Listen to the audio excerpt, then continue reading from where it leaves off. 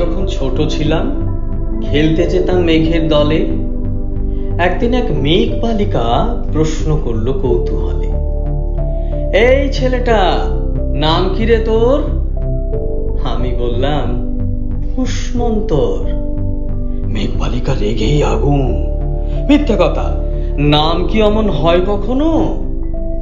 আমি বললাম, নিশ্চয়ই হয়, আগে আমার গল্প শোনো। সে বলল, শুনবো না, যা, সেই তো রানী, সেই তো রাজা, সেই তো একই ঢাল তলোয়ার, সেই তো একই রাজার কুমার পক্ষীরাজে, শুনবো না আর, ওসব বাজে। আমি বললাম, তোমার জন্য নতুন করে লিখবো তবে। সে বলল, সত্যি লিখবি? বেশ, তাহলে মস্ত করে লিখতে হবে, মনে থাকবে, লিখেই কিন্তু আমায় দিবি। আমি বললাম, তোমার জন্য লিখতে পারি এক পৃথিবী। লিখতে লিখতে লেখা যখন সবে মাত্র 2-4 পাতা, হঠাৎ তখন ভূত চাপলো আমার মাথায়। খুঁজতে খুঁজতে চলে গেলাম ছোটবেলার মেঘের মাঠে। গিয়েই দেখি চেনা মুখ তো একটিও নেই এ তল্লাটে। একজনকে মনে হলো ওরই মধ্যে অন্য রকম। এগিয়ে গিয়ে বলি তাকে, তুমি কি সেই মেঘ বালিকা? তুমি কি সেই? সে বলেছে, মনে তো নেই, আমারও সব মনে তো নেই। আমি বললাম, তুমি আমায় লেখার কথা বলেছিলে। সে বলল, সঙ্গে আছে, ভাসিয়ে দাও গায়ের ঝিলে। আর হ্যাঁ শোনো, এখন আমি মেঘ নই আর, সবাই এখন বৃষ্টি বলে ডাকে আমায়। বলেই হঠাৎ এক পশলায় আমায় পুরো ভিজিয়ে দিয়ে অন্য অন্য বৃষ্টি বাদল সঙ্গে নিয়ে মিলিয়ে গেল দূরে কোথায়, দূরে দূরে। বৃষ্টি বলে ডাকে আমায়, বৃষ্টি বলে ডাকে আমায়, আপন মনে বলতে বলতে আমি কেবল বসে রইলাম ভিজে একসা কাপড় জামায়, গাছের তলায় বসে রইলাম। বৃষ্টি নাকি মেঘের জন্য? এমন সময় অন্য একটি বৃষ্টি আমায় চিনতে পেরে বলল, তাতে মন খারাপের কি হয়েছে? যাও, ফিরে যাও, লেখো আবার।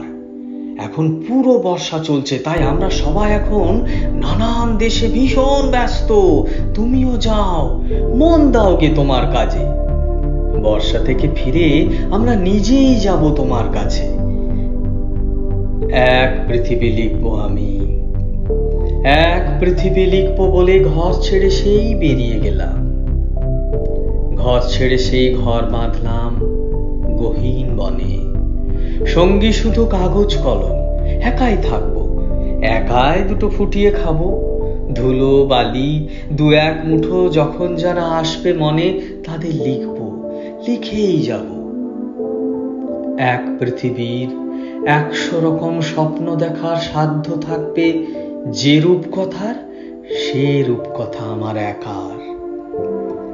ঘাড় গুঁজে দিন লিখতে লিখতে, ঘাড় গুঁজে রাত লিখতে লিখতে, মুছেছে দিন মুছেছে রাত। যখন আমার লেখবার হাত অসাড় হলো, মনে পড়লো সাল কি তারিখ, বছর কি মাস, সেসব হিসেব আর রাখিনি। লেখার দিকে তাকিয়ে দেখি এক পৃথিবী লিখবো বলে একটা খাতাও শেষ করিনি। সঙ্গে সঙ্গে ঝমঝমিয়ে বৃষ্টি এলো খাতার উপর। আজীবনের লেখার উপর বাইরে তখন গাছের নিচে নাচছে ময়ূর, আনন্দিত। এ গাছ ও গাছ উড়ছে পাখি, বলছে পাখি, এই অরণ্যে কবির জন্য আমরা থাকি।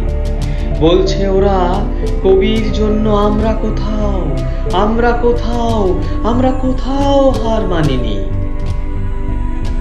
কবি তখন কুটির থেকে তাকিয়ে আছে অনেক দূরে, বনের পরে মাঠের পরে নদীর পরে সেই যেখানে সারা জীবন বৃষ্টি পড়ে, বৃষ্টি পড়ে, সেই যেখানে কেউ যায়নি, কেউ যায় না কোনোদিনই।